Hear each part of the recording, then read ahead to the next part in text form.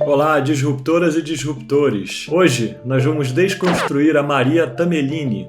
Ela é cofundadora da GamerSafer, uma startup que está revolucionando como as pessoas e corporações se relacionam com jogos online. E eu tenho certeza que a Maria vai trazer ferramentas essenciais para a sua jornada de sucesso. Mas antes da gente começar, se inscreve no canal e se você curtir essa entrevista, não se esquece de deixar um like para ela alcançar mais empreendedores. Obrigado!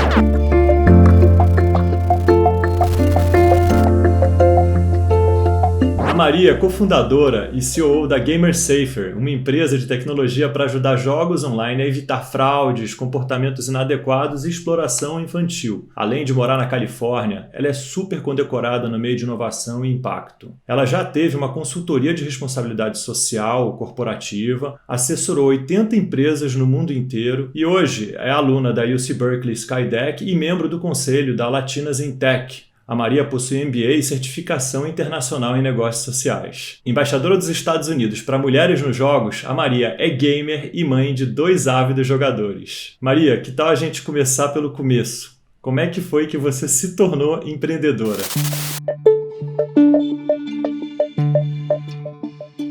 Legal estar aqui e dividir um pouco da minha história completamente, eu acho que não tradicional. Eu me descobri empreendedora muito cedo, um processo meu de pessoal, né? Fui mãe muito cedo e com isso uma série de desafios, né, se colocaram diante, né, da minha vida.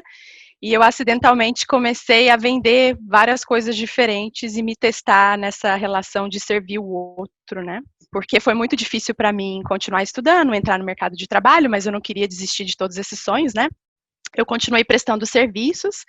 A maternidade me despertou muito esse papel de querer construir um mundo melhor, e foi assim que eu acabei caindo, né, na área de sustentabilidade, impacto social e tudo mais. Acabei estudando e enveredando por essa área. E aí, por essa necessidade de flexibilidade mesmo, né, para cuidar do meu filho, eu acabei prestando um monte de serviços, e dessas milhares de prestações diferentes de serviços que eu fiz, eu acabei criando a minha consultoria com metodologias que eu acreditava que faltavam para servir tanto as populações vulneráveis, quanto as empresas que queriam investir em programas, né, dentro desse universo. Foi assim que a minha empresa de consultoria serviu. E o meu primeiro projeto, que eu sempre fui muito estudiosa, foi uma indicação da própria faculdade, e eu comecei fazendo a gestão, né, de um projeto que envolvia 50 escolas públicas no interior de São Paulo, para trazer sustentabilidade, né? Então eu comecei, o meu primeiro projeto já foi um projeto bem grande. E daí a minha empresa acabou crescendo, né? A gente teve operação em vários estados, sempre com um modelo bem enxuto, descentralizado. Quando eu mudei aqui para os Estados Unidos, eu comecei a repensar um pouco o papel da tecnologia nisso tudo, e foi daí que eu acabei entrando um pouco no caminho da GamerSafer. Agora, curiosidade, né? O que te levou a se mudar para os Estados Unidos? Sim, a minha família foi relocada. O meu marido trabalhava para a Intel, e aí surgiu uma oportunidade, ele veio conversar comigo: o que você acha? Eu falei: vamos lá. Eu estava já querendo prover um pouco dessa experiência, já tinha morado fora do Brasil 2 vezes, e acho que essa experiência para os nossos filhos ia ser fantástica. Então, nem olhei para trás. Já fazem quantos anos que você está nos Estados Unidos e quando que você começou a GamerSafer? 6 anos que eu estou nos Estados Unidos, e a GamerSafer tem um pouco mais de 1 ano. Eu vivi aí um período de transição e experimentação de algumas coisas depois que eu mudei para cá, e foi assim que eu acabei também me envolvendo mais com o ecossistema de startup e com a parte toda de empreendedorismo feminino e social aqui, tentando entender um pouco como esse componente de tecnologia entra nisso tudo, né? E aí eu renasci muito dentro dessa história da GamerSafer, canalizando todos esses conhecimentos, paixões também, sempre, eu acho que eu tenho muito sempre, como é que a minha vida pessoal encaixa nisso tudo, né? Então, hoje, a vida digital dos meus filhos é um assunto constante aqui na minha casa, né? Então, trazendo um pouco do profissional para o pessoal, a GamerSafer foi tipo uma luva nisso tudo, porque a gente conversava muito sobre isso aqui em casa, né? E até numa outra conversa que a gente teve antes, né, você estava falando, né, um pouco do estereotipo que tem, às vezes, em cima de ser um gamer, né? E aqui em casa a gente acredita que os jogos, eles são super importantes, né? Eles fazem parte desse processo de desenvolvimento, de testar novas habilidades, de conectividade. E aí a Gamer Safer surgiu. Como é que a gente faz isso, né, de uma maneira segura? Como é que a gente garante todos esses benefícios e, de certa forma, gerencia melhor todos os riscos que também envolve abrir, né, a porta da sua casa para o mundo inteiro, né? Considerando que hoje esses jogos online têm infinitas possibilidades de conexão, né? Basicamente você está abrindo a porta da sua casa como se fosse, né, para um mundo de possibilidades. Então fez muito sentido assim para mim.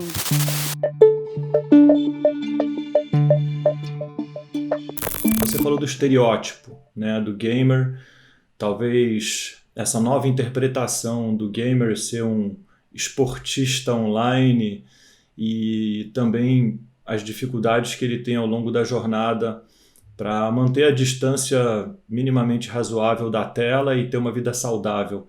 Conta um pouquinho mais da sua experiência e como que isso fez você se engajar nesse segmento que a Gamer Safer está. Eu acho que a parte de competição, né, profissional dentro de gaming, eu acho que até que ela carrega um pouco menos de estereótipo, porque essas pessoas estão ganhando hoje, né, muito dinheiro fazendo isso, né? Inclusive o cenário, né, de pessoas que têm investido em cursos para ser influencer ou para prestar serviço ou para aprender a fazer isso, né, streaming, tem sido muito, muito grande. O caminho que a Gamer Safer está adotando dentro desse mundo dos esportes é justamente ajudar essas competições a manter a sua credibilidade, a confiança, porque a gente ajuda no ângulo de fraude, né? A gente está prevenindo que, por exemplo, você tem um torneio que uma pessoa com diferentes contas compita em várias chaves para poder ganhar um prêmio, por exemplo, né? E isso compromete, né, não só a experiência de quem está ali levando a coisa a sério, mas também os sponsors que estão aí né, investindo nesses torneios. Então, esse é um ângulo que a gente tem tido. E a outra parte também que a gente tem, né, aí no nosso roadmap para fazer, que é uma coisa que é um dos pilares, né, que faz parte da nossa missão, é trazer mais awareness, né, mais entendimento, mais conhecimento para esse mundo, justamente para desmistificar várias das coisas, né? Então, esses são jogadores que, né, têm coachings, eles treinam, eles têm, né, tem psicólogo, tem uma série de profissões, inclusive até associadas, né, a essa carreira profissional. Então, esse estereótipo de que é uma pessoa que fica lá no sótão jogando, que come o dia inteiro, que não se cuida, que, né, não, é meio que mental health, né, issues, não é a realidade, né, da maior parte dos jogadores. Não estou dizendo que esses assuntos não sejam importantes e que não tenham que ser observados, mas, assim, dentro do nosso conhecimento e do contato que a gente tem tido com essa indústria, esse estereotipo não se aplica à maior parte dos casos que a gente tem acompanhado. E você é gamer, né? Então você conhece o outro lado, né? É muito curioso porque eu não me considerava gamer. Justamente porque eu achava que, no passado, né, antes de entrar e ir a fundo nesse mundo mesmo, estudar sobre ele, eu achava que gamer era só a pessoa que competia, que jogava mais desses jogos que são mais competitivos e hardcore, né? E no fundo, conversando com várias pessoas da indústria, com próprios jogadores, que existe mesmo esses diferentes conceitos e concepções, no fundo, uma pessoa que é uma gamer, na minha forma de entender, estudando e pesquisando mais sobre o assunto, é uma pessoa que gosta pra caramba de jogar, que se dedica àquele jogo e que faz parte de uma comunidade, está comprometida com ela, né? Então, dentro desse universo, eu me considero, sim, uma gamer de diferentes perfis. O meu mais velho, ele gosta de Call of Duty, principalmente, né? Ele é apaixonado. E a minha do meio, ela é uma Minecraft player. E um pouco do trabalho da Gamer Safer hoje também é porque, às vezes, ela quer testar, entrar num jogo que é mais competitivo e muitas vezes ela não se sente acolhida, né, como uma first timer, né, como uma pessoa que está jogando a primeira vez e como uma mulher, né. Então, a gente tem essas diferentes identidades, né, que a gente carrega, que pela voz, né, pelo tom de voz, quando você está texting, e até se você não toma cuidado pelo seu username, você está deixando que as outras pessoas entendam um pouco mais de quem você é. E muitas vezes isso é usado contra você. Então, o que a gente, né, tem tentado fazer na Gamer Safer, com o que a gente chama, né, da identidade para os games, é justamente tentar dar mais contexto para esse matching de jogadores, né, trazer mais contexto para esse match, entender melhor quem são essas pessoas e também um nível de segurança. Então, autenticar esses jogadores para trazer mais accountability, né, responsabilidade para quem está ali interagindo entre, né, nas comunidades. Então, um pouco dessa jornada nossa também dentro da Gamer Safer, e aí falando com outros jogadores, que independente da idade, os desafios que a gente está desenvolvendo, eles estão ali, né, para todo mundo. Então, a última pesquisa que saiu falava que 75% dos jogadores passaram por algum tipo de assédio, 65% deles por um assédio severo, dentro né, dos principais títulos aí, de jogos multiplayer. E aí, se você vai olhar essa pesquisa, a maior parte dos jogadores, né, os jogadores que responderam essa pesquisa, eles são acima dos 18 anos, né? Então a gente acha, é a criança, né, só que está passando por isso, ou adolescente. Então, acima dos 18 anos e dos dois gêneros. E aí, quando você vai um nível a mais a fundo, você tem uns dados que mostram, né, que porque você era uma pessoa de cor, porque você era um female, ou porque você tinha né, era latino, ou de uma outra, né, região, as pessoas usavam isso para te assediar. Então, foram várias fichas, assim, que foram caindo ao longo do tempo, e o mais bacana disso tudo é que eu acho que hoje em dia, mais do que nunca, é uma das coisas mais importantes, porque a gente fica a maior parte do nosso tempo online, né, se você for pensar. E aqui nos Estados Unidos, 90%, né, desse público jovem joga. Quando a gente olha para o universo infantil, é a primeira experiência, né, de interação social de uma criança com online, né, user, é dentro do jogo, não é dentro do Instagram, não é dentro de outros lugares, né? Então, como é que a gente olha para todos esses fatores e aproveita o melhor que eles podem dar, porque realmente tem muito, né? Não é à toa que está todo mundo ali querendo jogar e querendo, né, fazer parte dessas comunidades, mas como é que a gente oferece um pouco mais de critério, segurança, para empoderar os jogos a implementar mais medidas do que as que eles atualmente já têm, né?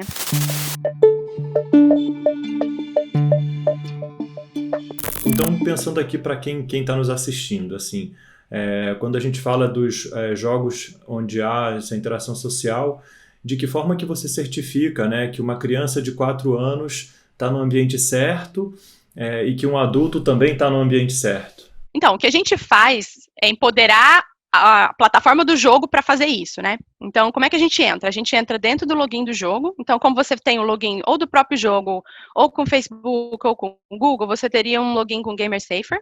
Você criaria, né, a conta Gamer Safer. E aí, quando você entra no jogo, a gente faz uma autenticação em menos de 1 segundo, né? Usando Computer Vision e AI. E aí, a gente conecta o usuário diretamente na plataforma de jogo, ele vai direto para a experiência. Então, do ponto de vista do usuário, a gente tem um processo de login que é mais seguro, mais rápido, mais simples, que no futuro ele vai ter, né, uma conta só para logar nos diferentes jogos, né, porque hoje em dia é uma panaceia, anota a senha aqui, aí a criança esquece, aí o pai não sei o quê, né, e aí com base nessa autenticação, né, nessa verificação que a gente faz, a gente vai extrair um conjunto de dados, né, que vão ser anonimizados antes de serem passados para frente, porque a gente tem uma preocupação muito grande com segurança e privacidade, né. E aí, por exemplo, o nosso sistema ele vai dizer, essa é uma criança abaixo de 13, a regulação desse país permite que ela entre nesse jogo?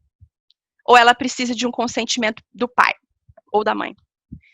E aí, com base nisso, a gente vai definir o próximo passo. Então, se for, por exemplo, abaixo de 13, de acordo com a regulação daquele país, ela não pode entrar naquele jogo sem o consentimento, a gente vai pedir para elas trazer o pai para fazer o cadastro, e o pai vai fazer o cadastro daquela criança, e ele vai decidir, né, se ela vai entrar naquela plataforma ou não, né? Ele vai dar essa autorização. Como é feito esse sistema hoje, né? Quando a criança ela tenta entrar num jogo que não é adequado de acordo com a classificação para a idade dela, o jogo normalmente pede um e-mail qualquer. Então, a criança, muitas vezes, hoje em dia, crianças, né, tem e-mail, né, elas muitas vezes usam os próprios e-mails delas para dizer que o pai autorizou ela a entrar. E com isso, óbvio, ela está querendo acessar a experiência, né, mas, ao mesmo tempo, ela está, de alguma forma, limitando a customização dos serviços e dos features que foram desenhados dentro do jogo para melhor servi-la, né? Então, a gente pensa aí tanto da parte de conteúdo, então, nos jogos free-to-play, por exemplo, vai ter toda a parte de advertisement, né, dos comerciais que giram lá, que tem conteúdo que muitas vezes, de acordo com a faixa etária, é inapropriado. Vão ter as features sociais de interação. Então, com um componente de idade que a gente extrai, por exemplo, as empresas de jogos podem evitar, por exemplo, fazer um matching de um adulto, sei lá, de 40 com uma criança de 13, 12, 10, né? Será? E aí a gente, né, quando a gente estava desenhando a nossa tecnologia, a gente pensou, assim, será que esses grupos dividem os mesmos interesses, entendeu? Para além da questão dos predadores, que a gente sempre fala, tal, mas será que esses grupos dividem os mesmos interesses e deveriam estar ali compartilhando uma experiência que eles estão falando, conversando? Então, olhando muito pro meu co-founder, né, que joga, que gosta pra caramba, mas que tem hoje 1h30 por semana para jogar, né? Aí ele entra lá para levar o jogo mega sério e ele encontra um monte, né, de jogadores mais novos que joga ali a semana inteira. E que para ele tanto faz ganhar ou perder, né? Que não está levando o jogo ali tão a sério. Então, a experiência dele não é tão boa, porque o matching, né? Essa compatibilidade de interesses não é melhor. Então, assim, a gente tem esse sistema também de profiling que ajuda a dar mais contexto para esse matching que vai, não só na questão de idade, o que já é por si só enough, né? Suficiente para erradicar child exploitation, né? Porque quando você não coloca esses grupos dentro de um mesmo espaço, não existe a possibilidade de um predador acessar uma criança, né? Mas, para além disso, melhorar e fazer o matching com base em interesses, né? Então, esses são alguns componentes, eu não sei se ficou claro. E aí, também empoderar mais o pai, né, para participar desse processo. O pai, ele está muito à margem ainda, né, o pai e a mãe, desse processo. Então, como é que a gente dá mais elementos para ele entender o que está acontecendo ali? Alguns desses jogos têm, inclusive, alguns sistemas, né, de controle parental, né, lá dentro. E aí, as pesquisas que eu tenho feito e informalmente falado, é que menos de 5% dos pais usam, né, esses controles parentais que existem dentro dos jogos. E conversando com usuários, né, com as crianças e tal, que passam por esse processo de controle parental, eu não gosto de controle parental porque ele limita a minha experiência, né? Porque daí você não pode conversar, você não pode adicionar. É tudo não, não, não, não. E aí, a beleza do jogo é justamente essa, né? É justamente você interagir, é justamente você, né, fazer parceria aqui para você evoluir, para você fazer as coisas, e aí você tem um controle que está limitando. Então, assim, a nossa tecnologia, ela vem para preservar essa experiência também do usuário, entendeu? Porque é o que eles estão buscando, é a interação. Como é que a gente consegue fazer essas interações serem mais seguras? Esse é o core, né? E aí, eu acho que existe uma grande oportunidade, que é, uma vez que eu estou trazendo mais contexto, né, para essa experiência, eu estou melhorando retenção, eu estou diminuindo, né, o meu trabalho de moderação, porque hoje em dia, imagina o que é fazer moderação numa plataforma que tem bilhões de interações, faladas, escritas. No caso do Sandbox, tem a própria, né, interação entre os avatares dentro do jogo. Imagina o que é moderar isso, é uma loucura. Então, quando eu melhoro, né, quando eu trago, né, mais contexto para essa experiência, eu vou ter uma série de benefícios aí, né, short term, medium term e long term para a minha comunidade. Em alguns casos, né, que a gente tem conversado hoje, eu posso até expandir o meu jogo. Ele não precisa ser 13, de 13 para mais. Ele pode ser, né, ou everyone, ou para, né, 10 mais. se eu tenho as condições para limitar algumas features específicas ou para concentrar minha moderação em cima de uma audiência mais nova. E onde isso entra no mundo dos games, né? Normalmente os jogadores eles ficam 7, 8, 10, são jogadores muito fiéis quando eles gostam do jogo. Então, quanto antes você pega esses jogadores, maior é seu lifetime value, né? Então, com esse componente, a gente também acredita que está dando mais condições para empoderar essas plataformas, para inclusive fazer marketing para essas audiências, né? Que hoje elas não fazem. Na boca do funil, né? A solução está na boca do funil, a solução não está dentro do ambiente, que é o que você falou, né? E também dentro das nossas pesquisas, quando a gente foi desenvolver, né, a nossa tecnologia, a gente conversou com muitas empresas de jogos, nossa, um monte. E aí a gente perguntou um pouco para elas, né, como é que vocês trabalham com, né, empresas terceiras, que a gente já sabia que muitas delas usavam, né, empresas terceiras para fazer moderação, para fazer host de servidor, até para fazer, né, som dos jogos, né, vários serviços, né. Aí eles sempre falavam para a gente, né, que o melhor serviço é aquele que não entrava dentro do jogo, né. E aí casou muito bem com a nossa linha de pensar, né? Que a gente está ali naquele momento de chegada mesmo. A gente não entra lá dentro, não tem que entrar no metagame, nada disso. E eles também não precisam receber informação que eles não precisam, né? Que hoje em dia também é um desafio, né? Que a gente está discutindo data privacy, todas essas coisas. Então a gente anonimiza, né? Mantém a anonimidade, que é uma coisa importante, né? Dentro desse universo dos games. Mas, ao mesmo tempo, traz um pouco de, né, responsabilidade e segurança. Um layer a mais.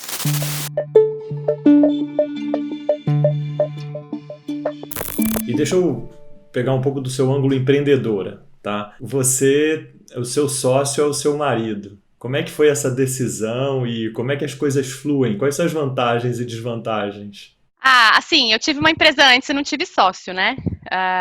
Então, eu jamais me arriscaria em qualquer jornada sem um sócio de novo, porque eu acho é uma jornada muito solitária, né? Você ser founder e não ter com quem dividir. Nesse processo, né, de quando eu mudei para cá, eu tentei investir em algumas coisas e me associar, assim, a algumas iniciativas que eu acreditava. E aí eu acho que existe um layer aí de confiança que é muito importante e que está muito presente, né, dentro da nossa relação. E eu acho que existe muito a gente compartilhar essa visão de mundo, né, que é a segurança dentro do mundo dos jogos, que é uma coisa que a gente já que ele estava na indústria, né, ele estava trabalhando na divisão de games da Intel, e ele estava acompanhando todas essas discussões de perto, trazendo aqui algumas coisas, né, em linhas gerais, para a gente conversar e tal. E eu, com a minha natureza empreendedora, assim, a gente precisa fazer alguma coisa sobre isso, a gente precisa fazer alguma coisa sobre isso, a gente precisa fazer alguma coisa sobre isso. A gente é a pessoa certa para fazer, a gente está no lugar certo para fazer. E aí, fui, tipo, sabe, poking him o tempo todo. E aí, até que um dia, a gente estava tendo uma conversa sobre, né, esses desafios todos, e aí eu virei e falei assim, sabe o que me inconforma mais nisso tudo? É que tá todo mundo conformado que essas coisas estão lá e que a gente está tentando minimizar. Ninguém está pensando como é que a gente faz para que essas experiências não aconteçam. O mindset de prevenção não existe e a gente está falando de coisas super sensíveis. E eu falei assim, e são os nossos filhos que estão lá. Entendeu? Quantos minutos é aceitável para alguém ficar bullying your kid? Quantos minutos são aceitáveis para você ter, né, um predador em contato com um ente querido seu ou com qualquer pessoa? Porque eu falei, né, com várias vítimas. E aí, tipo, nesse dia, tipo, tudo mudou, sabe? Para ele também. Ele já estava assim vendo que tinha aí um campo, tal, não sei o quê. Mas aí ele acordou um dia e ele falou assim, Maria, eu tive uma ideia. Aí eu falei, me conta. E aí a gente começou a meio que desenhar isso, né? E aí foi a ideia de entrar nesse momento do jogo. E aí a gente foi evoluindo e conversando, né, com outras empresas e que estão fazendo coisas similares, não diretamente, né, nesse momento do jogo, mas dentro, com as próprias plataformas. E aí chegou um momento que eu falei assim, olha, Rodrigo, eu acho que a gente precisa fazer isso for real. Porque eu também estava trabalhando nessa época, eu também estava trabalhando para, né, para outras organizações de impacto, e a nossa hora é agora, entendeu? Depois vai ser too late. E aí a gente fez o application e submeteu para o Skydeck. E tinha sido, sei lá, acho que 2 meses depois que a gente tinha tido a ideia e tinha desenhado como é que ia funcionar mais ou menos. E aí a gente foi aceito dentro do Skydeck, então foi uma mega validação. Mas falando um pouco da nossa relação, uma coisa que eu acho que facilita muito é a comunicação.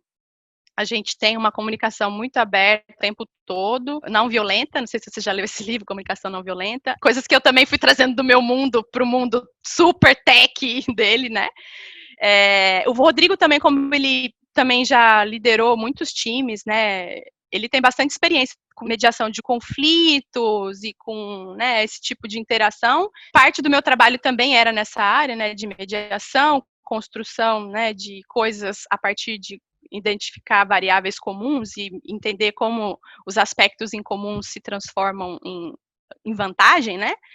Então, acho que tem sido um pouco isso, assim, muita comunicação, transparência, focado na missão, né? Toda vez que a gente tem uma coisa que não está muito fechando, volta para a missão. E aí, o que a missão está pedindo? Ah, tá. Então, está pedindo para, sei lá, você, ou eu, ou tal. Um pouco disso. Imagino que, eu acho que todas as relações entre founders têm aí o seu layer de, né, de dificuldades, desafios, de pontos positivos, mas uma coisa que a gente tem que investir muito aqui em casa é em separar o trabalho da vida pessoal, principalmente agora que a gente está trabalhando dentro de casa, né? Porque a gente não, né, não pode sair e tudo mais. Então a gente tem que ter uma disciplina muito grande porque a gente é muito apaixonado pelo que a gente está fazendo. Então, se deixar, a gente fala disso 24 horas. Peraí, que eu ia perguntar exatamente isso. Ia falar assim, poxa, tem uma interseção tão grande com aquelas coisas que drive you, né? Que é quase um hobby, a paixão do empreendimento. Como é que você separa, né? Fala assim, agora não vamos falar de negócio, né? É difícil, né? Eu confesso que eu sou a pessoa que tem mais dificuldade de fazer essa separação. Você pegou bem, assim. Tipo, eu não sinto que eu tô trabalhando, de verdade. Eu não sinto, eu tenho um prazer imenso em fazer isso. Até quando você estava me apresentando, eu falei assim, nossa, eu tô Gamer Safer, Latinas in Tech, Women in Game, eu tô também como co-chair de Child Safety de uma outra organização, e eu, de verdade, não sinto que eu tô trabalhando, sabe? Eu sinto que eu tô servindo o tempo inteiro e me realizando, né, o tempo inteiro. Então, normalmente é o Rodrigo que vem, Maria, a gente falou que a partir das, sei lá, 8, 9, a gente não ia falar mais de trabalho, lembra? Aí eu, é... E, assim, os nossos filhos também estão envolvidos nisso, né? Então, eles também gostam de falar. Eles gostam de saber o que está acontecendo. A gente está sempre testando algum jogo novo, né? Porque a gente quer entender como funciona e tal. E eles falam, esse jogo. Aí eles vão e jogam o jogo. Então, assim, se deixar, a gente vive esse ambiente o tempo inteiro. Mas tem sido legal também, né? Para eles terem essa visão também do mindset, de empreender, de correr atrás dos seus sonhos, de fazer acontecer, de que as coisas não necessariamente chegam prontas para você, né? Você tem que trabalhar elas, você tem que, né, ter a linguagem certa para convencer as pessoas. A gente fala muito de tudo isso com eles, né, aqui em casa. E, né, daquele medo de expor a sua ideia para o mundo, isso acontece com eles o tempo inteiro, né? Esse receio de se expor e as pessoas não acolherem, não abraçarem. Então, acaba sendo uma incubação para eles também, no fundo, sabe? Compartilhar também uma coisa, assim, é super, super simples, mas foi um momento super emocionante para mim. Teve um dia, eu estava super estressado, assim, já estava tarde, indo dormir. Aí o meu irmão me ligou, né? Meu irmão é meu sócio. E eu falei, nossa, lá vem coisa de trabalho, sabe? Já atendi o telefone assim, né?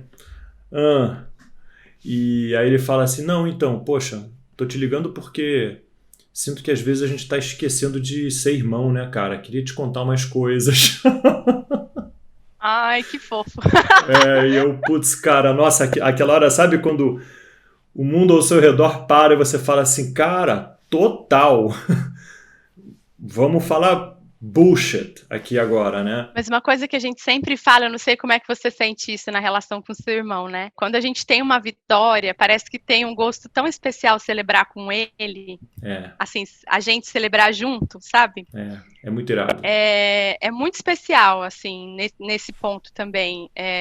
Enfim, acho que a gente é muito feliz nessa união nossa, assim, do tipo, ele vem com esse background, né, da indústria, né, ele é engenheiro, ele é de produto, e eu venho com essa coisa, né, do impacto social, do empreendedorismo, da diversidade, da inclusão, provando aí que, né, existem esses modelos escaláveis dentro desse universo, né? Eu acho que tem essa provação também que a gente tá querendo mostrar para o mundo, né? Que esses mundos eles podem se encontrar e fazer uma grande diferença, né?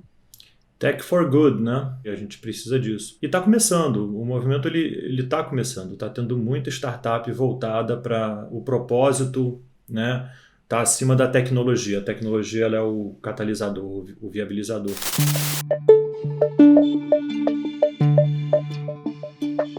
Você falou uma coisa que a forma como eu interpretei na minha carreira foi também um divisor de águas. Que é assim, eu estava trabalhando e falava assim, eu amo o que eu faço, né? Poxa, eu sempre amei trabalhar com investimentos, assim, você nunca tem um dia igual ao outro, você aprende muito, você tem oportunidade de fazer pesquisa, de visitar a empresa, de entender processo produtivo, de ter relação com C-level, né? Dar opinião, ajudar as pessoas e tal. Mas um dia eu entendi que eu não fazia o que eu amava. E quando você vê a diferença de um para o outro, você fala, poxa, eu amo o que eu faço, mas eu não faço o que eu amo, aí ferrou, assim, caem todas as paredes que você tinha construído ao seu redor para sua cabeça funcionar naquele métier, e você precisa ir atrás daquela paixão, né? Então vejo isso em vocês, acho que é muito bacana, muito lindo. Que bom que você também, né, conseguiu. Porque muita gente, né, essa minha jornada, né, que eu assessorei várias empresas, eu encontrei muitas pessoas com muitos business cases interessantes que eu senti que não era isso que elas realmente gostariam de estar fazendo, né? E é bem comum, né, isso, né? Você tem uma oportunidade super legal e você acaba indo, indo, indo, indo, e a vida é assim, né? Se você não para, pensa e muda o curso, ou se você não tem, né, as condições também, né, para fazer isso, né? Eu acho que nesse sentido, embora minha história tenha sido bem difícil no começo, né? Eu acho que o investimento que eu fiz, assim, valeu muito a pena no sentido de me dar essa liberdade de escolha. Mas demorou muito para eu conquistar isso, entendeu? Foi uma coisa que eu tive que lutar muito. E, assim, o meu filho tá indo para UCLA, né? Vou levar ele agora. Sair lá dos Cafundó de Minas Gerais e colocar seu filho numa UC na Califórnia, isso que, né, naquele momento, quando foi uma coisa completamente inesperada, as pessoas falaram, né, praticamente você acabou com a sua vida, porque você não vai ter futuro, porque você não vai ser o quê, blá, blá, blá, blá, né, é uma coisa que, eu nem posso falar muito que se bobear eu me emociono, sabe? Aliás, falando em impacto, eu acho que um dos principais impactos que a gente tem para fazer no mundo é fazer os nossos filhos felizes, né, encontrarem os caminhos para serem felizes e saudáveis. Então, se você quer mudar o mundo, comece mudando, comece pela sua família, trabalhando a sua família. E essa foi a principal lição, assim, que eu tirei desse processo meu, que foi bem difícil, assim, no começo, mas que transformou minha vida completamente de uma forma maravilhosa e incrível.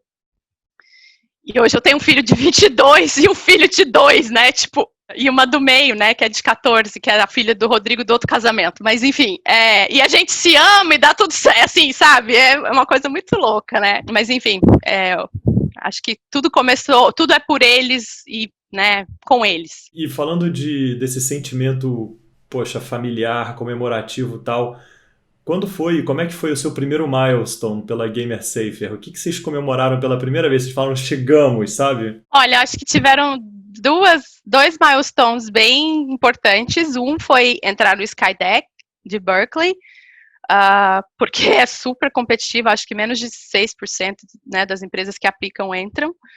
A gente comemorou muito. E o nosso primeiro cliente, que veio com uma promessa de já expansão de base também, né? Porque é uma pessoa bem influente no segmento dos esportes. Então ele já veio e falou, não, vamos fazer esse case dar certo e a gente vai expandir para tal, tal, tal. Então foi uma major victory, assim. E quando você encontra uma outra pessoa do outro lado que tem o mesmo mindset empreendedor, é um match maravilhoso, porque foi tipo 2 reuniões e o cara entendeu tudo. E ele, nossa, eu preciso disso, vai simplificar minha vida assim, assim, e vamos para cima. E ele fez acontecer, sabe? Junto com a gente. Então, esses 2 milestones foram bem importantes, assim. O que é o Skydeck de Berkeley? Ele é um programa que incuba e acelera empresas, né? Ele faz um investimento nas que são aceleradas. E oferecem uma série de recursos da própria universidade, né? Então, hoje, por exemplo, a gente tem acesso à rede de talentos de Berkeley, então a gente tem interns que são de lá. Eu tive, por causa do Skydeck, eu acabei entrando num programa que foi focado em legal. Então, eu sempre fui muito hands-on nessa parte de operations e legal, né? Mas eu não tinha tanta ideia de como funcionava, né, essa parte de legal aqui nos Estados Unidos. Então, eu fiz uma imersão, por exemplo, só dando um exemplo, né, dos benefícios que a gente teve entrando nesse programa, de 4 meses, né, estudando como é que funciona toda a parte de hiring, abrir a empresa, trademark, patente, tudo. E eles também oferecem uma rede de advisors e mentores, né, que são pessoas do mercado, que estão aqui no Vale. Então, a gente também teve acesso a essa rede para alguns workshops, treinamentos e tal. Foi bem importante. A comunidade de empreendedores que você conhece também, né, normalmente dentro desses programas, acaba também sendo uma mão na roda, né? Porque tá todo mundo ali vivendo os desafios parecidos e assim, facilita muito a sua vida você mandar um Slack ali para a pessoa, tá aqui o documento. Eu fiz assim, eu negociei assado, tá muito alto, tá muito baixo, né? Então isso aí não tem preço, né? A melhor consultoria que tem é de outros empreendedores que estão passando por esses desafios. Agora, uma coisa que eu sinto muito falta do Brasil, eu acho que a gente tem um senso de criação de comunidade que é muito mais forte, eu acho, assim, eu sinto. Ali tá todo mundo meio que conectado, mas é bem transacional, eu sinto, assim, tipo, eu preciso disso, você me dá aquilo, preciso disso, você me dá aquilo, entendeu? Eu sinto essa coisa do, vamos tomar uma cerveja, vamos, sabe, vamos falar da vida, vamos bonding mais, sabe? Tudo bem que a gente é bem busy, né? Falar bonding na atual conjuntura é tipo, né, até loucura. Mas eu sinto muito falta disso, sabe? Dessa conexão. A nossa cultura é muito maravilhosa. E eu tenho um pouco disso dentro do Latinas em Tech, né? Que é um grupo que a gente está aí trabalhando para melhorar a representatividade, né, da mulher latina dentro do ecossistema. E aí os meetups, quando não tinha pandemia, né, eram bem assim, community driven, além da parte tech da coisa, né, no final a gente sempre ficava ali, né, trocando uma ideia. Eu sinto essa coisa acolhedora, acho que faz parte um pouco, né, da nossa cultura. Com certeza, com certeza. Os Estados Unidos, acho que o maior pedágio para o brasileiro é esse bonding transacional que ele é muito bom, ele é muito produtivo, mas ele faz com que você tenha muito menos bonding pela cerveja ou por absolutamente nada, apenas pela empatia que a gente tem aqui no Brasil, que é incrível.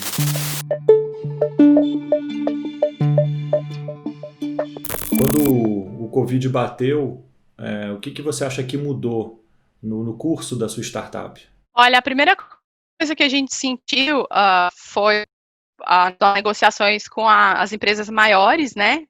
Porque elas tiveram que focar a atenção delas em, basicamente, na própria operação, né? Porque muitos dos funcionários tiveram que trabalhar de casa, as comunidades online também foram inundadas de novos usuários, então, né, muitos novos desafios aí para gerenciar e para administrar, e aí a gente sentiu que as conversas ficaram um pouco mais lentas, né, para inovação, por exemplo. E ao mesmo tempo, para a parte, né, de percepção do mercado de game, investimento, tá muito aquecido, porque cresceu pra caramba. Então a gente falou assim, não, peraí, como Como é que a gente olha isso tudo e trata isso como uma oportunidade? Foi aí que a gente meio que acabou descobrindo a veia dos esportes, né? A gente conversando aqui e ali, a gente entendeu, são organizações muito mais enxutas, em que a decisão é muito mais rápida e que estão passando por problemas bem sérios, né, no sentido de, né, a questão da fraude, por exemplo, pode acabar com a credibilidade de uma plataforma, de um campeonato, né? E aí foi assim que a gente acabou chegando nos esportes, e até eu lembro das primeiras conversas que a gente teve, eles falavam, então tá, então quanto é que custa? Aí a gente assim, então, a gente desenhou principalmente o nosso produto para os game publishers and developers. Pensamos um modelo de negócio assim, assim, assim. Dentro de esportes, a gente meio que está touching e tentando sentir, né, como é que funciona, como é que a gente monetiza. E olha, é engraçado porque é uma comunidade que tem sido tão bacana no sentido de construir as coisas juntos, sabe? Então, assim, um fala, não, eu tenho membership, pego um pouco do membership. Eu tenho, sei lá, eu tenho condição de colocar um anúncio dentro do app e a gente faz revenue share. Então, tem sido bem criativo também esse processo com eles. E assim, quando a gente cocria com o nosso cliente, a gente está fidelizando e empoderando ele mais, porque ele se vê naquilo. Ele se vê naquilo, isso é muito legal, assim. E aí vão caindo várias fichas para mim, né? Porque todo o meu trabalho anterior, né, de sustentabilidade, tudo, eu sempre acreditei em cocriação e eu falava assim, ninguém me respeita por isso, caramba. Ninguém me leva a sério porque eu tô cocriando as coisas. E hoje eu vejo isso, né, muito no nosso dia a dia, conversando com os nossos clientes e eles se sentindo mega orgulhosos, entendeu? De estarem construindo isso e tá gerando case, né, que vai impactar a indústria. Acho que a missão também ajuda bastante, né? Essa missão de escalar segurança e fair play é uma missão muito poderosa também dentro desse universo, né? Então, acho que é um pouco o casamento da necessidade mais a missão também. Com certeza, vocês são os verdadeiros viabilizadores do fair play, hein? Fair play é tipo muito é a grande expressão desse mundo, né? É tudo que o jogador quer, é o fair play. Total. E a plataforma, né? Também, né? A plataforma, o jogador, o pai, todo mundo. Tem uma outra expressão que eu ouvi também no GDC, que é a maior conferência de gaming, né, que existe, acho que no mundo, semana passada, que é a gente tá trabalhando para promover o play well together, jogar bem junto, né? Jogar bem junto seria, não sei essa tradução. Mas eu achei também que representa muito. Gostei do mote. Play all together. Aí, quando a gente fez a Indicator, né, eu acredito muito em velho, tá? Então, assim, minha linha é toda velho. E aí, poxa, venture é building, né? Assim, você fala, então, building velho, né? Aí eu falava assim pro meu irmão, cara, tem que ter um togetherness, cara, assim, porque, né? Aí ele, pô, mas togetherness é meio cheesy.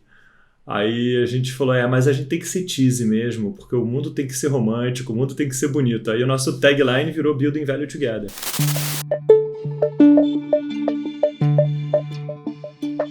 Mas eu queria te fazer umas perguntas rapidinhas, gerais, vamos assim. Vamos lá, então. Qual a sua primeira rotina quando você acorda? Quando dá, né? Porque tem um pequeno aqui, é meditação, visualização e journaling. Visualização são coisas que eu quero para minha vida e eu desenhei elas na minha cabeça e eu fico alguns minutos pensando sobre elas. E se você pudesse trocar uma ideia com qualquer pessoa, viva ou morta, quem seria? Uma pessoa que eu tenho muita curiosidade de conversar, porque eu estudei muito, é o Yunus, né? O Banqueiro dos Pobres. E se você pudesse deixar uma música em repeat o dia inteiro, que música que seria? Nothing Else Matters, do Metallica. Pra você saber, eu tô fazendo uma playlist dos empreendedores, essa é a hora que eu subo o card da playlist, entendeu? Eu vou de entrevista em entrevista, vou chegar a 100 músicas, tá? E se a gente estivesse num apocalipse zumbi, o que você levaria? Um item. Como uma boa mineira, olha o que veio na minha cabeça. 3 itens, queijo, queijo, queijo. Se você pudesse escolher um superpoder, qual seria? Um superpoder? Acho que é a cura. E um vilão que você gostaria de enfrentar? Eu acho que tem os vilões que eu já me sinto enfrentando, né? Então toda essa parte de predadores online, eu acho que esses são os vilões que foram os primeiros que eu imaginei quando eu comecei essa jornada. E que livro você recomendaria para qualquer pessoa ali antes de morrer? Teia da Vida, de Fritjof Capra. Fala um Legal. pouco da teoria dos sistemas e como a vida, né, que existe e vai sempre existir apesar de nós, funciona e se organiza, né? Então, o paradigma cartesiano versus paradigma sistêmico são coisas que eu consegui extrapolar muito para as minhas relações, para o meu trabalho. É um livro bem bacana, assim. Incrível. Legal. E quais foram os 5 minutos mais longos da sua vida? A espera para o parto do meu primeiro filho. Se você pudesse ser lembrado eternamente por alguma coisa, o que seria? Fazer diferença na vida das pessoas que precisam. Acho que dentro dos múltiplos problemas que eu sempre tento resolver, acho que fazer diferença na vida de alguém. E para fechar, em que momento você sente que está sendo a melhor versão de si mesma? Acho que um pouco alinhado com o que eu acabei de dizer. Eu acho que eu me sinto muito bem fazendo esse trabalho. Eu sinto que quando eu estou servindo o outro, eu estou ao mesmo tempo me transformando. Então, acho que eu sempre sinto que eu sou uma pessoa melhor a cada dia quando eu estou nesse processo de vai e vem. E, às vezes, muitas pessoas acham que quando você está ajudando ou fazendo, você está fazendo pelo outro, mas, na verdade, você está se transformando, né, com esses gestos o tempo inteiro. Então, é um pouco como eu penso a melhor versão de mim mesma. Se eu puder te pedir uma mensagem para empreendedores que estão aí também desbravando, enfrentando, né, com a cara e a coragem, que mensagem você deixaria? Puxa, eu tenho lido tanto desses, principalmente no momento que a gente está vivendo, né, vários conselhos técnicos, tal, mas eu acho que o melhor conselho que eu posso dar é para você investir no seu well-being, no seu mental fitness, em você. Tem vários estudos aí mostrando que, né, os founders, eles têm vários desafios nessas áreas, né, para se equilibrar e para se cuidarem, e dentro da minha jornada, que é um pouco de struggle até, né, eu tô o tempo inteiro tentando investir nisso e parece que é uma cenourinha que eu também nunca alcanço, mas a minha percepção é que quando você tem esse mental health, esse mental fitness, esse well-being, quando você persegue isso, o mundo em volta pode cair, que você continua em pé e seguindo em frente. Então, acho que esse é o principal conselho que eu daria para alguém hoje. Não deixe de investir em você. Você é o principal asset que sustenta todo o resto. Onde as pessoas podem te achar, Maria? A LinkedIn, eu gosto bastante. Eu tenho uma conta no Instagram. Twitter, eu tô me familiarizando mais com o Twitter agora, porque aqui nos Estados Unidos tudo é Twitter. Então, Maria Tamelini, vocês vão me achar rapidinho. Show. Bom, obrigado pelo seu tempo, pela conversa. Foi muito legal. Obrigado mesmo. Prazerzão estar aqui, Derek. Obrigado por ter assistido a entrevista da Maria até aqui. Ela é uma empreendedora fora de série, né, pessoal? Muita experiência para compartilhar, muito aprendizado, e eu espero que tenha te ajudado a tirar insights e conclusões que possam potencializar o seu sucesso. E semana que vem tem mais. Valeu!